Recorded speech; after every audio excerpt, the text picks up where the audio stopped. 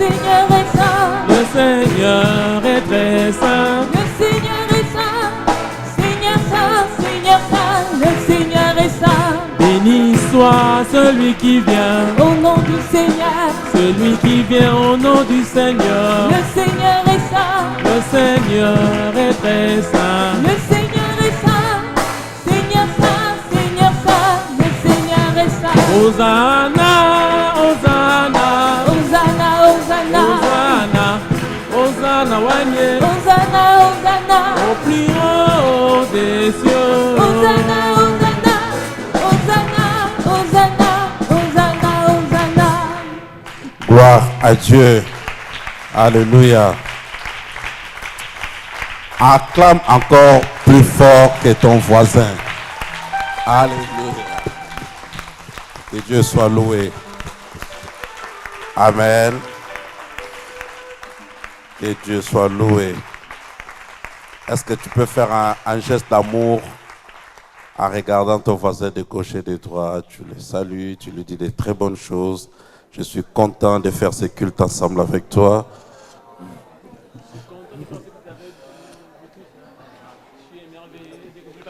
Gloire à Dieu. Merci. Je vais te retenir debout. Nous allons faire la lecture et après nous rasseoir une fois pour toutes pour écouter la parole. Nous irons lire dans le livre de Matthieu, chapitre 4.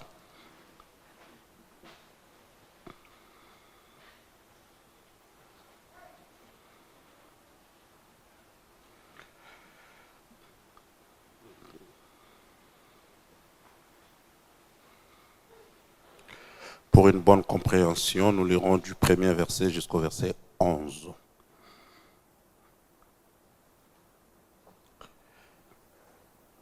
Amen. Vous êtes? On peut lire ensemble à haute voix. 1, 2, 3. Alors Jésus, amené par l'Esprit dans le désert pour être tenté par le diable. Après avoir jeûné 40 jours et 40 nuits, il eut faim.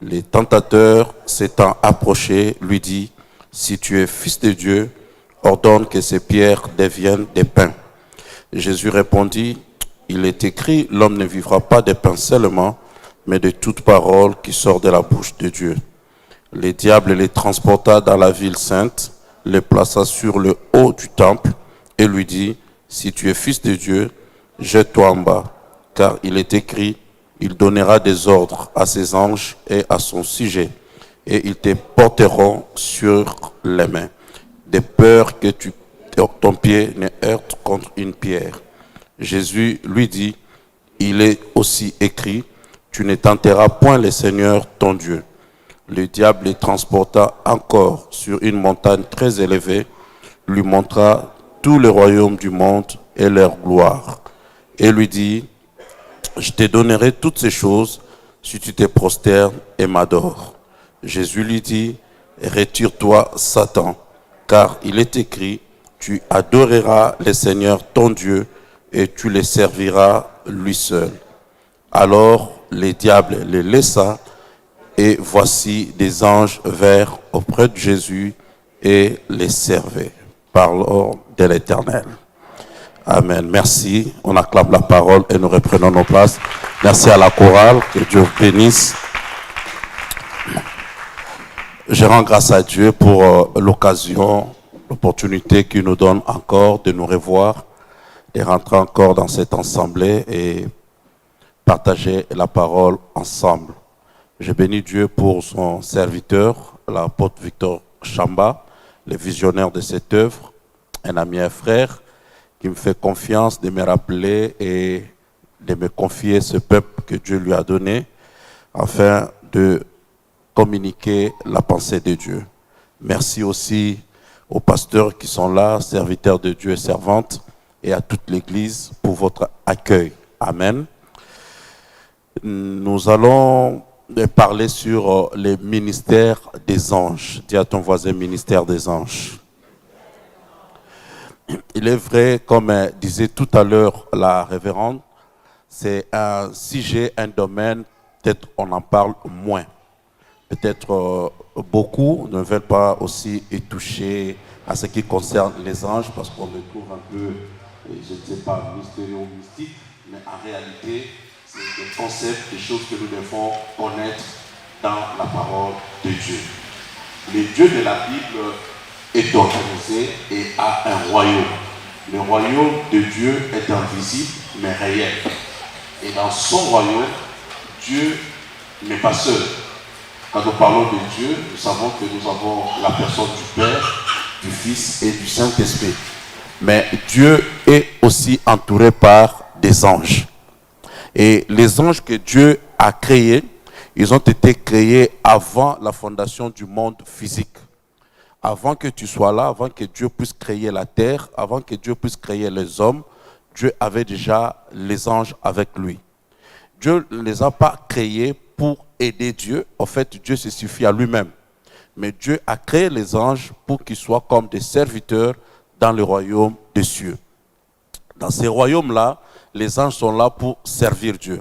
À tel point que nous verrons qu'il y a plusieurs types des anges plutôt. Et ces anges-là sont au service de notre Dieu et au service du royaume. La Bible nous parlera du révolte qui a eu lieu au ciel. Il y a un ange qui était un chérubin protecteur.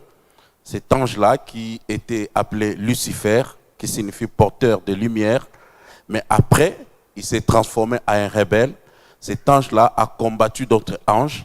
Et il y avait un chef d'ange qui s'appelait Michael, qui l'avait combattu avec ses anges. Donc déjà dans le royaume des cieux, nous avons une armée. Et cette armée est composée des anges. Il est important que l'Église aujourd'hui puisse aussi avoir la connaissance de l'organisation du royaume et aussi des personnes qui opèrent dans ces royaumes. Nous avons des enfants de Dieu sur la terre qui ont peur de tout. Mais ils oublient que nous ne sommes pas seuls et Dieu ne nous a pas abandonnés sur la terre, mais nous sommes aussi accompagnés et soutenus par des anges. Amen.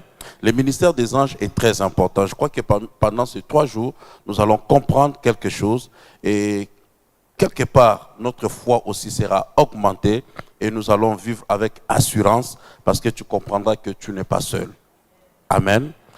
Dans le royaume de Dieu, je disais tout à l'heure, le royaume est organisé, le Père est assis sur son trône, mais il a aussi des anges tout autour de lui. Mais quand la Bible nous parle des anges, on nous parle des myriades et des myriades d'anges. Ils sont tellement nombreux, à tel point que même quand le diable a fait sa rébellion au ciel, il n'est parti qu'avec un tiers. Alors ceux qui sont restés avec Dieu sont encore plus nombreux que ceux qui se sont rebellés ensemble avec le diable. Dans le royaume des cieux, on nous parle des anges, mais il y a plusieurs types d'anges et il y a des catégories d'anges. Il y a les archanges ou les chefs des anges. Et par rapport aux archanges, la Bible nous présente des archanges avec leurs noms. Les autres, nous ne connaissons pas les noms, nous connaissons seulement le groupe, la classe des anges, mais pour les noms des anges, on nous a donné seulement dans la Bible des noms. Et ces 2 noms, ce sont des archanges, donc des chefs des anges. Et parmi les chefs des anges, parce que nous savons que le Dieu de la Bible, c'est un Dieu d'ordre. Or, là où il y a l'organisation, il y a l'ordre, il y a aussi une façon d'organiser les choses, de placer des choses. Il y a le Dieu qui est assis sur son trône, il y a aussi des anges qui sont tout autour de lui, mais parmi ces anges, il y a des archanges. Nous avons des archanges. Le premier archange s'appelle Michael ou Michel. Michael ou Michel, c'est l'archange qui s'occupe de la défense. C'est l'archange qui combat. Quand il y a la guerre au ciel, quand il y a la guerre sur la terre, cela veut dire qu'il y a rébellion, où le peuple d'Israël a un problème, c'est l'ange Michael qui descend et qui combat avec ses anges. Quand la bénédiction de Daniel a été retenue au ciel par le roi des Perses, cela veut dire aussi des types de démons, des autorités de domination qui contrôlaient le cieux de Babylone, ont bloqué la bénédiction de Daniel. C'est l'ange Michael qui est venu parce que c'est un ange de combat. Donc on peut simplement définir ou parler sur l'ange Michael comme étant, si nous étions dans un gouvernement normal ou bien de la terre, on parlera du ministre de la Défense. C'est lui qui s'occupe de la défense. Et nous avons aussi un autre archange. Et déjà, je dirais que l'ange Michael n'est pas seulement considéré comme un archange, mais il est appelé aussi le premier des anges. C'est comme s'il était le chef des anges, Michael. Et le deuxième archange s'appelle Gabriel. Gabriel serait comparé à un ministre des informations. Gabriel, c'est celui qui amène les messages. Chaque fois que Dieu veut parler à son peuple, Dieu veut parler à une personne, c'est l'ange Gabriel qui s'est présenté et qui libérait les messages. Vous allez vous souvenir que Marie, mère de Jésus, a été visitée par un ange appelé Gabriel. Gabriel, c'est l'homme fort de Dieu. C'est un ange qui descend et qui donne le message. Quand la famille ou les parents de Samson avaient besoin d'avoir un enfant, c'est Gabriel qui est venu annoncer à cette famille que vous aurez un fils. Gabriel amène le message. Gabriel donne le message aux prophètes, donne le message aux envoyés de Dieu pour libérer, pour parler maintenant comme porte-parole de Dieu au peuple. Donc nous avons ces deux archanges qui sont des chefs des anges et qui contrôlent et qui dirigent les autres anges. Et dans les classes des anges, nous avons des chérubins. Les chérubins sont des anges qui protègent en quelque sorte le trône de Dieu. Qui protègent le trône de Dieu. Ils sont tout autour du trône de Dieu. Et les chérubins, vous les verrez déjà dans le livre de Genèse. La Bible dira, quand Adam a péché, il a mangé le fruit de l'arbre de connaissance des biens et des mal. Dieu a placé des chérubins avec des épées sur le chemin qui menait vers l'arbre de vie. Pourquoi? Parce que c'est pour empêcher Adam et Ève, dans l'état de péché, d'aller encore manger ou toucher à l'arbre de vie. Sinon, ils allaient vivre éternellement dans le péché. Donc ce sont des chérubins avec des épées qui ont protégé ce chemin-là qui menait vers l'arbre de vie. Et vous verrez encore Dieu venir parler au peuple d'Israël dans le désert. Il dira, faites un tabernacle, construisez-moi une maison. Mais dans cette maison, il y avait trois grandes places. Une partie appelée le parvis, il y avait la partie appelée les lieux saints et le lieu saint des saints. Dans le lieu saint des saints, il y avait l'arche de l'alliance. Mais sur l'arche de l'alliance, on a placé aussi des chérubins protecteurs qui gardaient la gloire de Dieu. C'était symbolique, mais c'était aussi pour nous signifier que c'était leur rôle au ciel ou dans le royaume de Dieu. À part les chérubins, nous avons des séraphins. Et les séraphins, c'est Ésaïe qui en parle. Les séraphins sont des anges qui adorent Dieu. Les séraphins sont des anges qui sont là aussi pour purifier les serviteurs de Dieu. Une fois que Ésaïe a été trouvé pécheur, c'est l'un de ces anges qui a pris du charbon sur l'autel de Dieu et a placé sur sa langue ou sur sa bouche pour le purifier. Donc nous avons aussi ce que nous appelons l'ange de l'Éternel. Mais l'ange de l'Éternel est particulier. L'ange de l'Éternel, c'est la théophanie, c'est quand on parle de la présence de Dieu sur la terre. Quand Jésus portait un corps, avant sa révélation, il était appelé l'ange de l'Éternel. L'ange de l'Éternel a visité plusieurs familles, plusieurs personnes, notamment Abraham et plusieurs des patriarches. Et en ce moment-là, quand il s'est présenté, on l'appelait l'ange de l'Éternel. Nous avons ces anges-là, et il y a d'autres types d'anges aussi qui accompagnent les anges que nous avons cités. Mais ça sont des anges un peu, je dirais, principaux qui sont connus et révélés dans la Bible. Chacun par rapport à son rôle. Mais la Bible aussi va nous parler des anges. Pourquoi? Parce qu'ils sont au service des saints. Or, les saints aujourd'hui, ce sont ceux qui ont accepté le Seigneur Jésus comme Seigneur et Sauveur de leur vie. Dieu les a justifiés, Dieu les a mis de côté, les a sanctifiés en quelque sorte. Ces personnes-là ont droit à la protection des anges. Amen. Amen. Un exemple simple. Vous ne verrez jamais un enfant d'un non politique ou bien d'une grande personnalité dans la ville ou dans les pays, qu'on les laisse en pleine ville seuls. Il est toujours accompagné d'un garde-corps, d'une personne pour le protéger.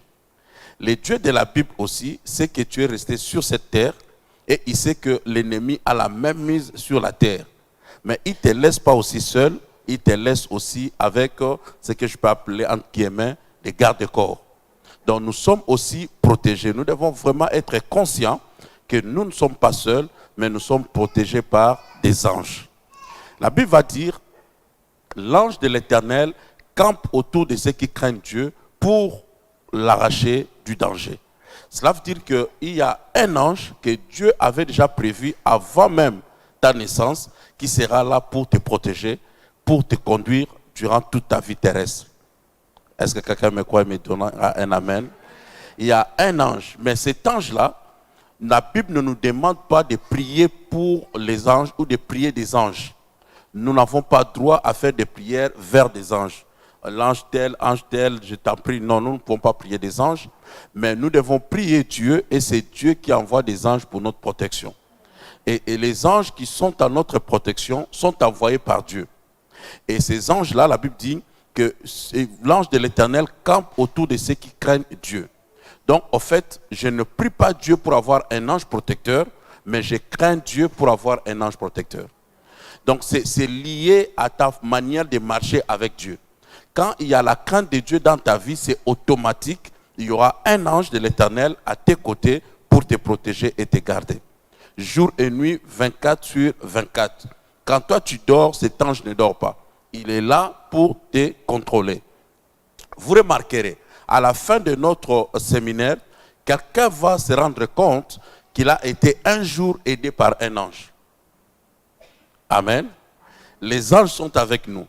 Les anges opèrent au milieu de nous, mais c'est difficile pour nous, vu l'insensibilité de l'homme, de saisir que ici, c'était une intervention angélique. Comprenez ce que dit la Bible. La Bible dit, là où 2 ou 3 sont réunis à mon nom, donc au nom de Jésus, il est au milieu de nous. Amen. Est-ce que quelqu'un est trop sûr que Jésus est avec nous? Amen. Parce que la Bible dit, là où 2 ou 3 sont réunis à son nom. Nous ne sommes pas réunis ici au nom de telle personnalité de la ville. Non, nous sommes réunis au nom de Jésus. Quand on s'est réunis au nom de Jésus, Jésus est là. Amen. Jésus est là. Une fois, j'étais dans la ville, donc en France, à Paris précisément, et on va me signaler comme quoi que le président américain est dans la ville. Il y a eu la sécurité partout, à gauche et à droite. Par la télévision, les informations, vous allez seulement apprendre, ou on va seulement vous annoncer comme quoi que le président américain est dans la ville. Mais ce qui est vrai, ce qui n'est pas dit, c'est que le président américain ne se déplace pas seul. Automatiquement, quand il doit se déplacer, il y aura un cortège, il y aura un groupe de personnes qui vont l'accompagner et qui feront partie de sa sécurité.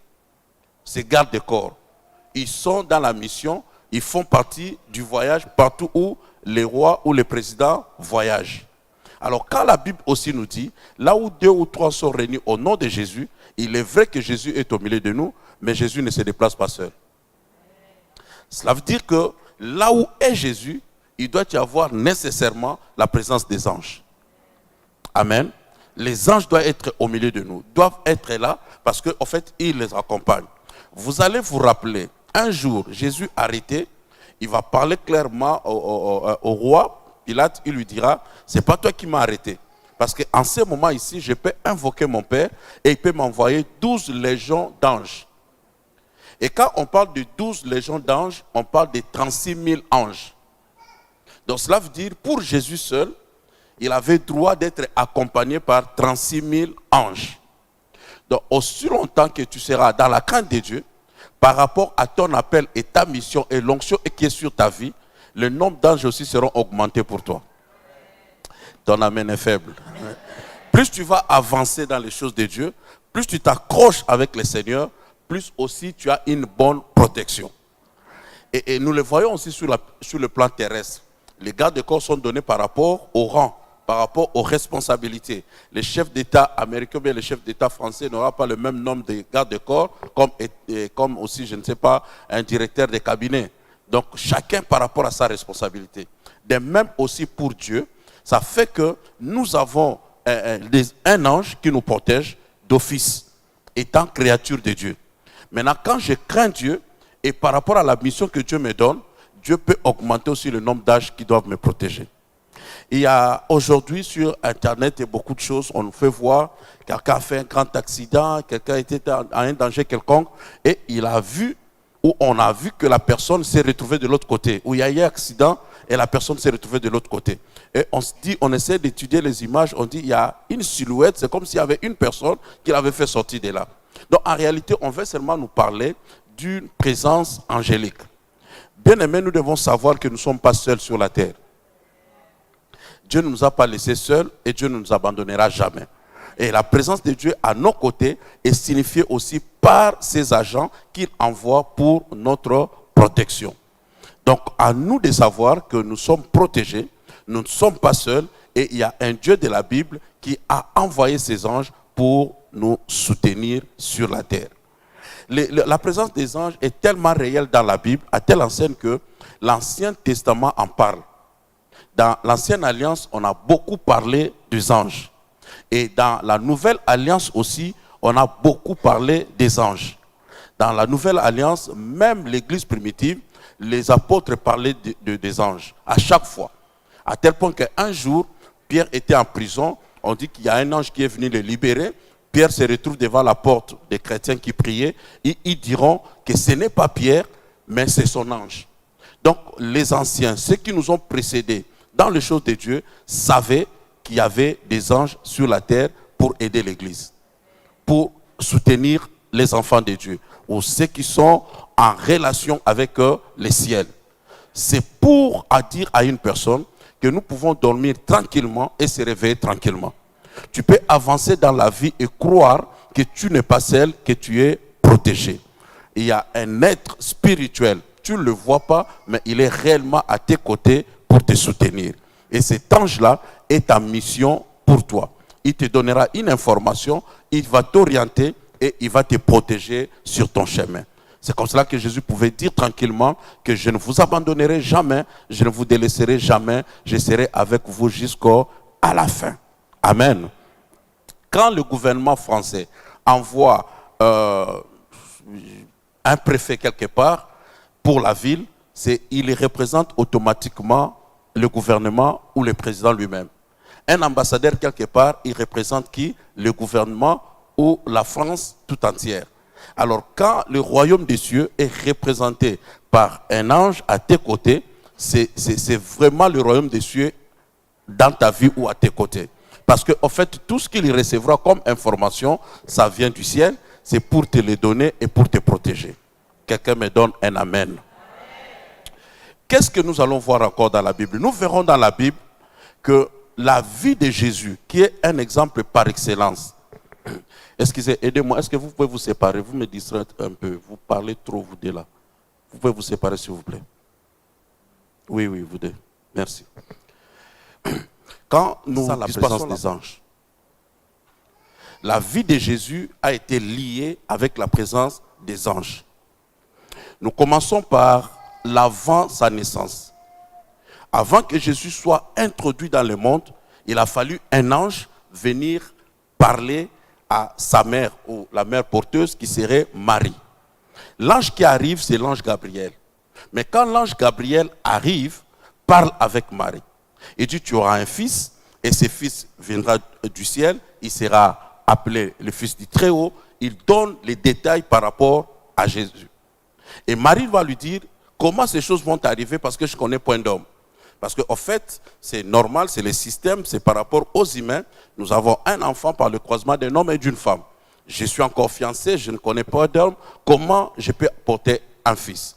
Mais l'ange dira à Marie, si tu crois seulement. Et Marie à la fin dira, je suis sa servante, qui me soit fait selon sa parole.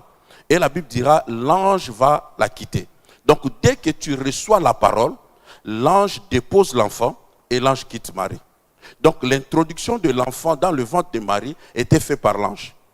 Donc l'ange a été l'agent qui a porté Jésus du ciel pour le déposer dans le ventre de Marie. À la naissance de Jésus, ce sont des anges qui sont allés dire au berger que l'étoile que vous voyez va vous indiquer où se trouve le roi. Donc les anges étaient toujours là tout autour de Jésus. Jésus grandit et il doit se faire baptiser. À la sortie des eaux, la Bible dit le ciel va s'ouvrir et une voix va se faire entendre. Voici, celui-ci est mon fils bien-aimé à qui j'ai mis toute mon affection. C'est la présentation du Père. Il présente son fils Jésus. Ok?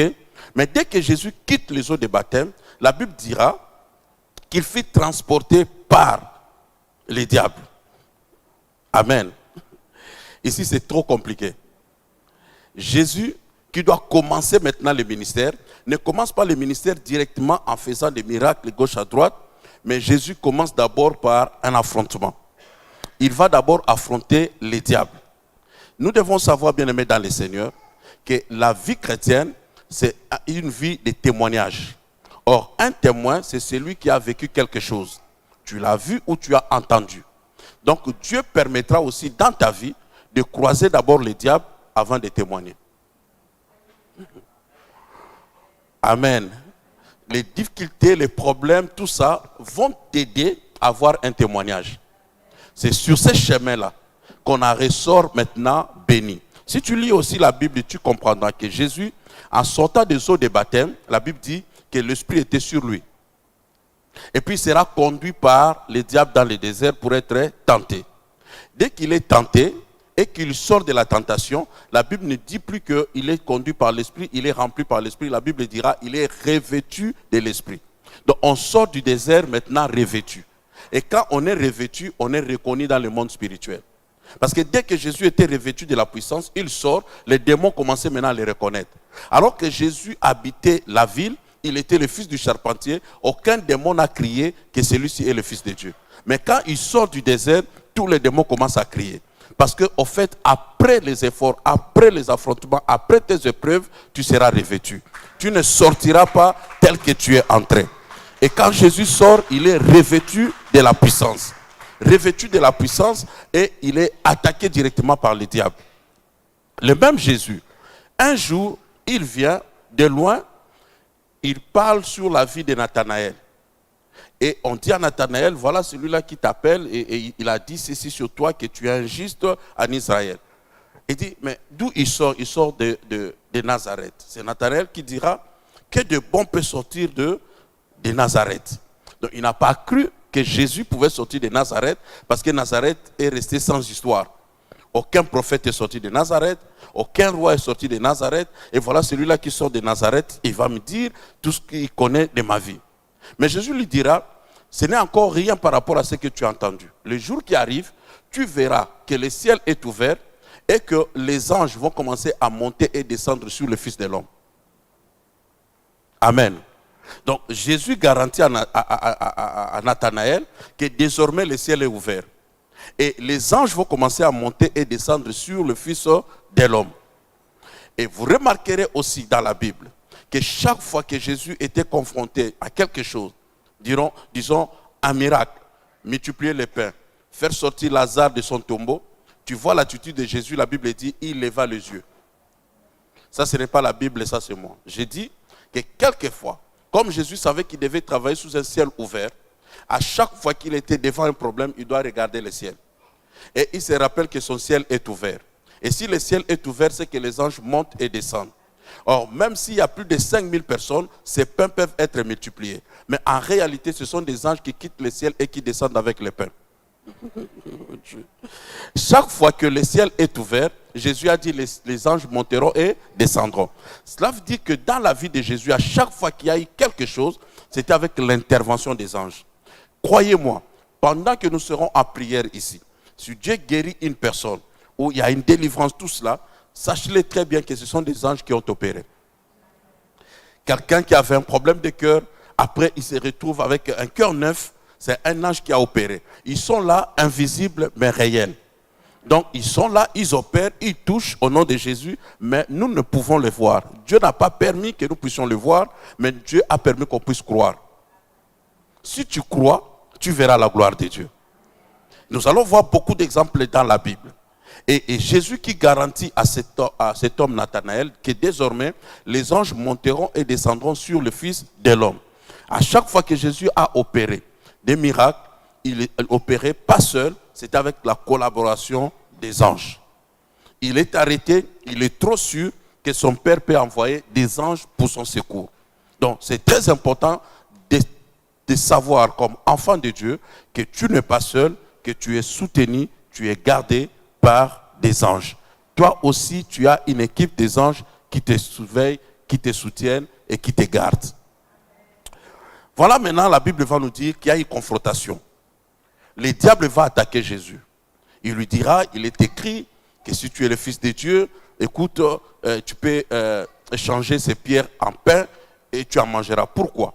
Parce qu'après le jeûne et prière de Jésus de 40 jours et 40 nuits, la première des choses, réaction qu'il devait sentir dans son corps, c'était la famine. Le fait d'avoir faim, le diable ne pouvait pas le tenter sous une autre forme. Il amène seulement ce que tu as comme besoin. Tu ne seras que tenté par rapport à tes besoins, à ce que tu manques à ce moment-là, à ce que tu as besoin à ce moment-là. Et quand le diable vient, il propose le pain à Jésus. Croyez-moi que Jésus, qui est le second Adam, ne fait que passer par les épreuves du premier Adam. Parce que le premier Adam a eu comme tentation première, c'était quoi? De manger de ses fruits. Et la Bible ne nous parle pas, mais certainement, ça a trouvé Ève dans un état aussi de famine. Sinon, il n'allait pas s'intéresser du fruit. Quand il a mangé, il a proposé à son mari aussi a mangé, le péché s'est introduit dans la race humaine. Jésus qui doit venir et réparer la situation, le diable commence toujours aussi à le tenter par rapport au manger. Mais maintenant, à son tour, Jésus a refusé de manger. Il dira, il est aussi écrit que l'homme ne vivra pas de pain seulement. Donc, il y a eu confrontation entre le diable et Jésus par rapport aux Écritures. Et vous allez voir par plus de 4 fois, le diable va attaquer Jésus, il est écrit, et Jésus répond aussi, il est aussi écrit. Il est écrit, il est aussi écrit. Le diable connaît les Écritures, mais Jésus lui-même est la parole. Amen. Le diable propose à Jésus du pain, il oublie que Jésus est le pain de vie. Donc le problème du diable, il vient t'attaquer par rapport à ton identité. Si tu ne te connais pas, tu vas te vendre moins cher. Il a dit au premier Adam comme quoi que si tu manges, tu seras comme Dieu. Or, en réalité, cet Adam-là était déjà comme Dieu.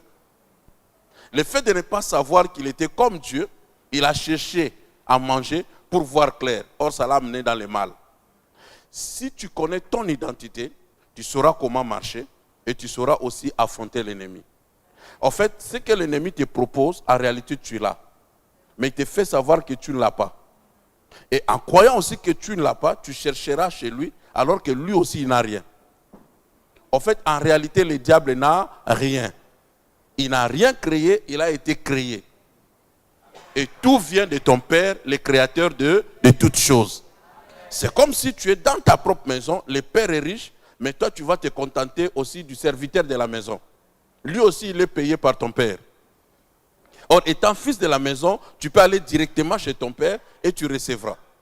En fait, ça était un peu la réalité. Et Jésus, connaissant son identité, Jésus a dit, il est aussi écrit. Il n'a pas fléchi comme le premier Adam. Mais nous arriverons à un certain moment où il y a confrontation, il est écrit, il est écrit, il est écrit, il est écrit. Mais à un certain moment, Jésus quitte cette dimension de il est écrit, il est écrit.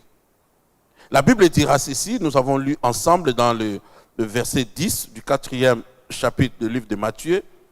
Jésus lui dit, cette fois-ci Jésus ne lui dit plus il est écrit, mais Jésus lui dit, retire-toi Satan. Car il est écrit, tu adoreras le Seigneur ton Dieu et tu le serviras lui seul. Nous sommes dans une dimension, il est écrit, il est écrit, il est écrit, il est écrit. Mais Jésus trouve que dans cette dimension-là, c'est comme si le diable résiste. Or, en réalité, Jésus n'est pas comme le diable. Jésus est le Fils de Dieu. Il est venu comme un homme, mais Jésus est Dieu. Mais étant un homme, il rentre dans son état adamique, l'état du premier Adam. celui qui a été créé sans péché, qui avait droit à parler, à ordonner, parce que c'est lui qui est le gouverneur de la terre. Il monte dans cette dimension et il donne l'ordre au diable. Il dit au diable, retire-toi de moi. Donc il a reconnu son autorité. Il y a des choses bien aimées dans le Seigneur, dans la vie. Aussi longtemps que tu ne sauras pas qui tu es, tu ne sauras pas bien parler. Donne-moi un amen bien. Il savait qui il était et il a su aussi parler. Parce que la vie et la mort sont au pouvoir de ta langue. S'il continuait toujours de discuter, il serait là peut-être passé toute la journée. Jésus a compris que c'était le temps de dire stop. Je suis venu dire à quelqu'un que tu as le droit de dire stop à la situation qui te dérange. Tout dépend de ta bouche. Ce que tu diras, c'est ce qui va arriver. Jésus lui dit, retire-toi de moi. Et la Bible dit, et le diable se retira. Cela veut dire que le diable n'attendait que cet ordre. Si Jésus ne parlait pas, le diable aussi n'allait pas bouger. Donc jusqu'au point où Jésus a parlé, a donné l'ordre, et le diable aussi a disparu. Une situation dans ta vie n'attend que ton ordre. Aussi longtemps que tu n'as pas parlé, la situation va te résister. Aussi longtemps que tu n'as pas parlé, elle sera toujours là. Mais quand tu vas donner l'ordre comme un enfant de Dieu, né de nouveau, cette situation aussi va s'éclipser. Le diable s'est retiré. Mais je voulais expliquer quelque chose facilement ici. Pour imaginer un peu ces versets. Ok? Vous allez m'aider, s'il vous plaît. Vous allez m'aider. Vous allez m'aider, mon frère, s'il vous plaît. Si vous pouvez venir. Vous serez des anges. En fait, parce que quand je parle de l'ange, dans la Bible, on nous présente des anges avec des ailes que des chérubins. Ok? Les autres anges que la Bible parle, c'était des anges, quand ils viennent dans le monde physique, ils portent un corps physique. Donc, des anges peuvent être aussi une personne normale que tu peux croiser. À plusieurs fois, comme je disais, tu vas te rendre compte à la fin de ces messages, ou bien de ces séminaires, qu'il y a eu un ange qui t'a visité déjà sur cette terre. Une bonne personne, ou une personne qui vient te donner juste une information. Une personne qui est venue juste t'aider et après, tu ne sais plus de lui, il est parti. Dans la vie de tous les temps, Dieu a permis que nous puissions toujours un jour être aidés par un ange. Mais on a été insensible de capter que ça c'était un ange. Amen. Écoute, les anges dont parle la Bible, c'était des anges normaux. Ils n'avaient pas des ailes. Donc, ils sont là, je les représente comme des anges. La Bible dit, lui, il sera Jésus.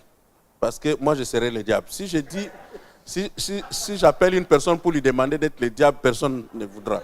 Donc, moi-même, je vais jouer le rôle du diable. Donc, Jésus et le diable sont en train de discuter. OK?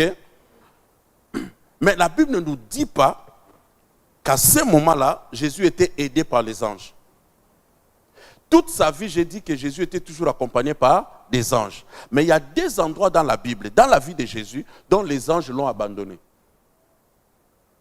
C'était lors de la tentation et à la croix. C'est comme ça que Jésus a crié, mon Dieu, pourquoi m'as-tu abandonné? Les anges ne pouvaient pas intervenir, parce que si les anges intervenaient, Jésus n'allait pas finir l'œuvre. Or, l'œuvre devait être accomplie. Et l'œuvre ne devait pas être accomplie comme Dieu, mais comme un homme. Il devait souffrir dans sa chair. Donc les anges aussi se sont tournés, parce que le Père a donné l'ordre qu'il ne sera pas aidé, il doit vaincre comme un homme. Des endroits dans la Bible où les anges n'ont pas assisté Jésus. Or Jésus a dit, c'est lui aussi qui veut me suivre, qu'il porte aussi sa croix. Tu remarqueras dans la vie chrétienne, il y a des moments, mon frère, tu pries, le ciel est ouvert. Dieu t'a aidé, tout va bien. Mais à un certain moment, quand il faut porter la croix, c'est comme si le ciel t'a abandonné. Le ciel est fermé. Les anges ne viendront pas t'aider en ces moments-là, parce que Dieu veut faire sortir quelque chose en toi. Une expérience, un témoignage. Tu dois vivre ça seul. Seul. Jésus est tenté. Jésus est tenté seul. Jésus est confronté au diable seul. Et il va donner l'ordre au diable. Retire-toi de moi. Donne l'ordre. Le diable, la Bible dit, se retira. Ok? Quand le diable s'est retiré, dans vos Bibles, il y en a. Le verset qui suit dit ceci. Et les anges vinrent les servir. Cela veut dire quoi? Les anges étaient à côté, mais les anges ne pouvaient pas intervenir. Parce que aussi longtemps que Jésus n'a pas fait le travail lui-même, n'a pas renvoyé le diable, les anges ne pouvaient rien faire. Or, Jésus a faim. Le diable lui propose le pain. Or, la Bible dit que les anges vinrent les servir. Cela veut dire, à côté, les anges avaient le pain, les anges avaient le vin, les anges avaient tout. Mais ils attendaient que le diable puisse quitter ta vie.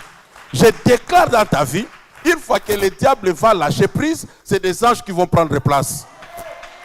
Oh, donne un amen bien. Là où il y a le diable, les anges regardent. Mais là où les anges apparaissent, le diable doit disparaître. Tel que nous sommes ici, nous avons invoqué Dieu. Et quand Dieu descend avec les anges, les démons doivent disparaître. C'est comme cela que quelqu'un qui est possédé doit être mal à l'aise dans une église de Dieu. Parce que les anges sont là. La présence de Dieu est là. Et les démons ne peuvent pas rester tranquilles. Écoutez-moi bien aimé dans le Seigneur. Dès que Jésus chasse le diable, le verset qui suit dit, et les anges vinrent les servir. Cela veut dire quoi? Les anges apparaissent. Or, en réalité, ils étaient là. Mais ils ne pouvaient pas intervenir aussi longtemps que Jésus n'avait pas fini son propre travail. Il y a une part de ta responsabilité. Toi, tu dois prier. Toi, tu dois chercher Dieu et c'est Dieu qui va te répondre. Il y a quelque chose que tu dois faire comme étant ta croix. Tu portes ta croix, mais la Bible nous précise, ta croix n'est pas lourde, ta croix est légère. Ce n'est pas une croix qui va t'écraser, mais tu vas seulement porter pour accompagner Jésus dans ce qu'il a fait. Mais quand je porte ma croix, je sais que je suis soutenu par Jésus. Et quand Jésus a chassé le diable et le diable a disparu, les anges se sont présentés avec tout ce que Jésus avait besoin. Donc ce n'est pas au diable de te servir, mais c'est le ciel qui va te servir. Mais laissez-moi aller vite. Quand Jésus chasse le diable va disparaître et automatiquement nous voyons qui? Les anges. Donc je voulais dire à quelqu'un que la vie et la mort sont au pouvoir de ta langue. Ce soir, tu vas chasser quelque chose qui dérange ta vie et juste après cela, tu verras l'intervention angélique dans ta vie. Cela veut dire que l'argent que tu cherches, la voiture que tu cherches, le mariage que tu cherches, l'élévation, la gloire que tu cherches est déjà à tes côtés. Dieu l'a déjà préparé avant ta naissance. Mais il y a un travail que tu dois faire ici. Une fois que le diable quitte ta vie, automatiquement les anges viendront te servir. Quelqu'un dans cette saison, avant le 31 décembre, vivra le service des anges. Oh, tu me crois, tu me donnes un amen. Dieu va te donner ce que ton cœur désire. Dieu l'a déjà préparé. Et ça se trouve entre les mains des anges. Mais c'est à toi de faire un travail ici. Une fois que les démons, le diable quittent, automatiquement tu es servi.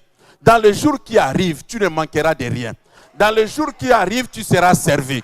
Imagine que les anges qui amènent le poisson, les anges qui amènent à manger et à boire, je crois que Jésus pouvait être rassasié et servir les autres. Parce que la Bible dit, Dieu ne nous amène pas seulement à être bénis, mais à devenir aussi une source de bénédiction.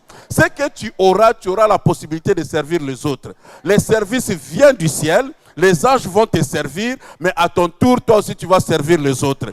Tu deviendras un ange pour d'autres personnes.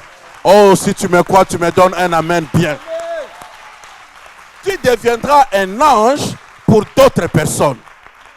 Tu deviendras un ange pour d'autres personnes.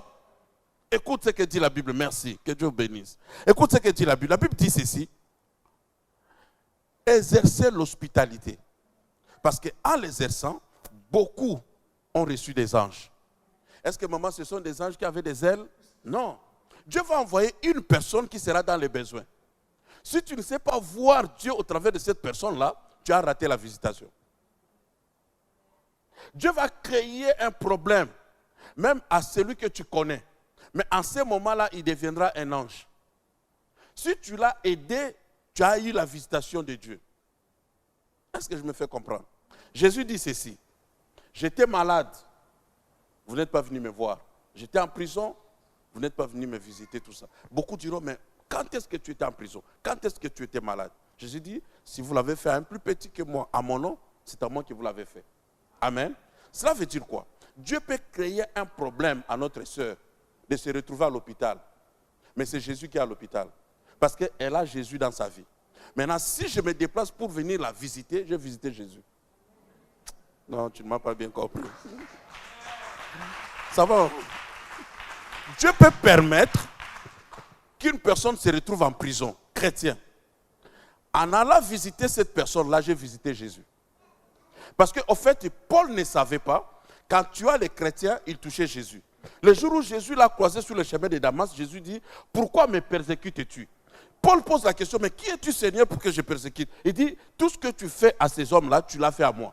Donc, je vais aller très loin, mais que quelqu'un ne se fâche pas. Si vous êtes couple et que vous êtes des chrétiens, si un homme dans la famille, ou une femme aussi, lève la main pour frapper à sa femme, a frappé aussi Jésus. Parce que Jésus se trouve dans sa vie. Il y a des bénédictions qui sont bloquées dans nos vies parce qu'on ne se connaît pas l'identité. On peut discuter comme mari et femme, mais il faut s'arrêter quelque part parce que tu as Jésus, moi aussi j'ai Jésus. Je te touche, j'ai touché Jésus. C'est choc ça? C'est difficile, hein? Écoute ce que dit la Bible. La Bible dit, celui qui s'est fait ton ennemi, s'est fait automatiquement ennemi de Dieu. Parce que toi, tu es en alliance avec Dieu. Est-ce que nous croyons vraiment que Dieu est en nous? Si tu crois que Dieu est en toi, ta femme aussi a reçu Jésus, c'est que Dieu aussi est en elle. Maintenant, si tu frappes la chair, l'esprit aussi va pleurer. Oh. Paul frappait des hommes, mais Jésus a dit, tu me frappes. Nous devons être vraiment sensibles dans les choses de Dieu. Jusqu'à un point aussi, savoir faire des limites des choses. Parce que la personne que je peux négliger, mais il y a Jésus en lui. Écoute ce que dit Jésus. Si tu visites quelqu'un en prison à mon nom, tu m'as visité. Cela veut dire quoi? Dieu va créer des problèmes et des situations difficiles, même à ma voisine, à mon voisin. Une fois que je l'ai aidé, je ne l'ai plus aidé comme une personne que je connais, j'ai aidé un ange. Et s'il entre dans ma maison, je l'ai gardé ou je l'ai protégé pour un temps, c'était aussi une visitation angélique. Cette personne-là peut sortir de ma maison juste par une parole. Ça peut m'ouvrir des portes. Dieu va créer des situations que toi-même, tu seras à même de résoudre. Mais en résolvant ces problèmes-là, tu as fait quelque chose de grand dans le royaume. Bon, je vais aller dans des exemples pour que tu comprennes. Un homme appelé Lot.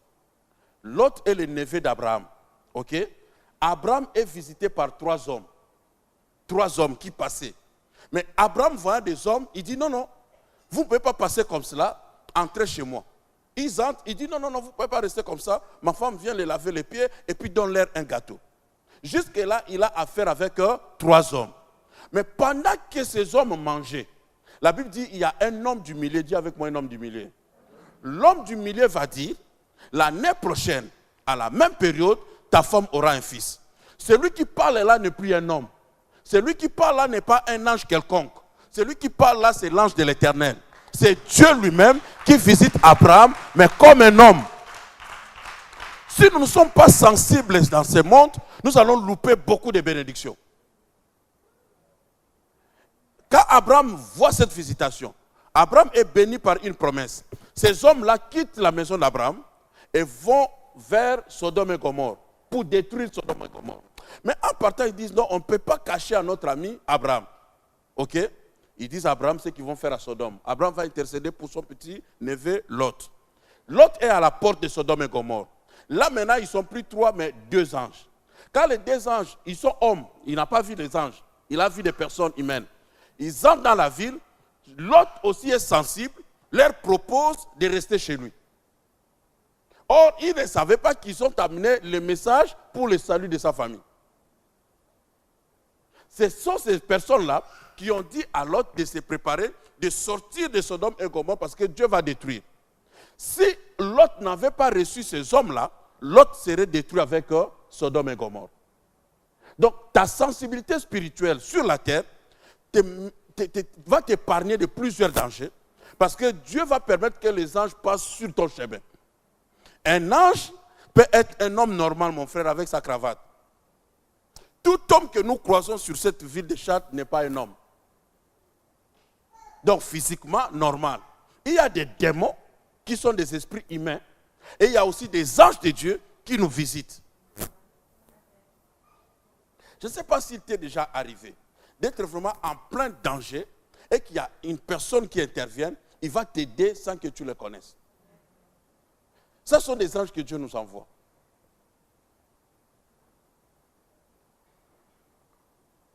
À ça, je vais vous dire une chose. Si on n'est pas sensible, on va louper beaucoup de bénédictions. Maman, une fois, dans ma vie et dans mon ministère, un prophète est passé chez moi et il m'a dit, cette année, Dieu va te visiter. Ok?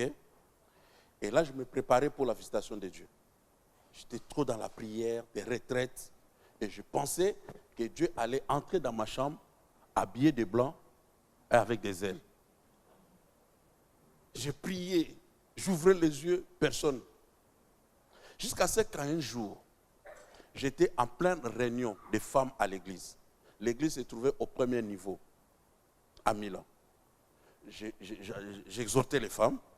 Et du coup, je vois un fou entrer dans la salle, derrière là-bas. Un fou.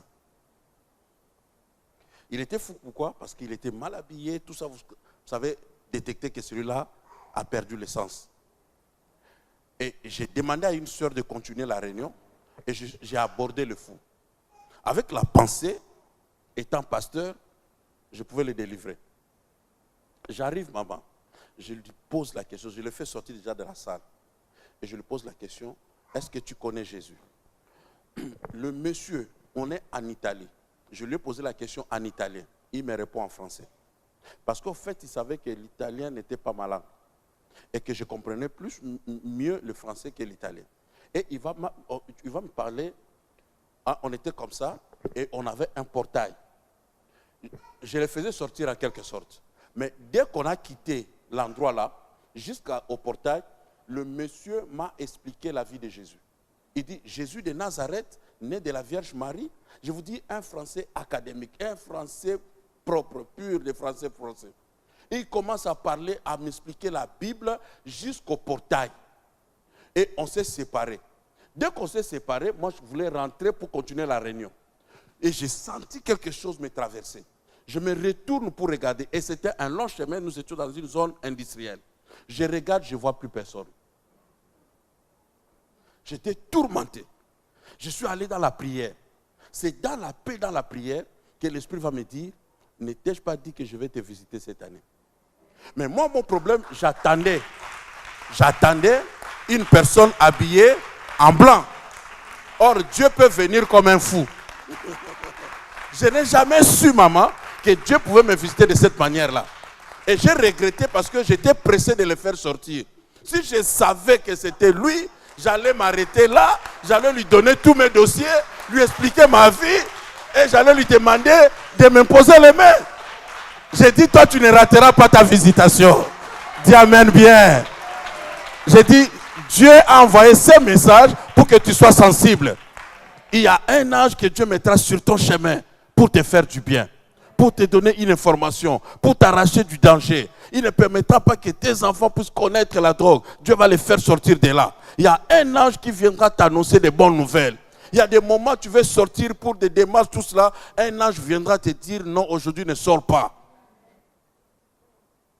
C'est possible. Nous sommes des hommes spirituels. Mais ce qui est spirituel ne veut pas dire que toujours invisible. Le royaume de Dieu est spirituel, mais c'est visible. Tu es spirituel, mais tu es visible. Les anges sont spirituels, ils sont aussi visibles. C'est à nous d'être sensibles.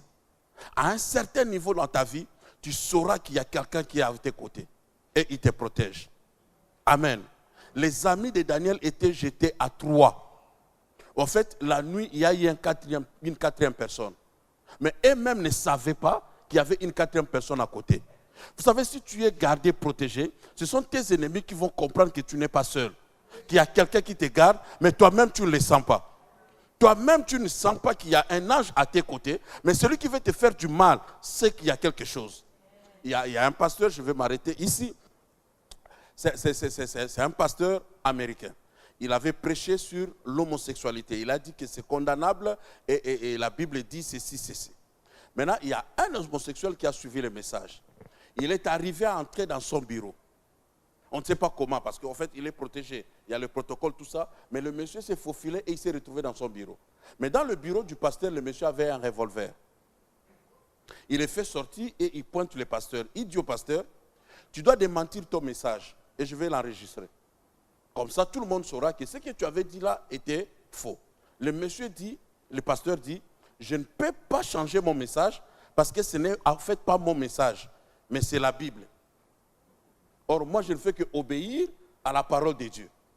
Et en écoutant cela, il dit, si tu résistes, tu restes sur tes positions, je vais tirer sur toi. Le pasteur dit, en fait, ça ne dépend pas de moi. Si cela dépendait que de moi, je peux faire d'autres déclarations. Mais moi, je dépends de Dieu et Dieu m'a dit que cela est condamnable. Il a tiré sur le pasteur. Et quand il a tiré, les gens ont écouté seulement des sifflements de balles. Tac, tac. Et à ce moment-là, les gardes-corps ont essayé d'entrer pour voir ce qui s'est passé. Et ils entrent, ils trouvent que le pasteur est debout, il y a des balles sur la terre et le monsieur est en train de trembler avec son revolver. On a peur, oh mon Dieu. Dis amen bien.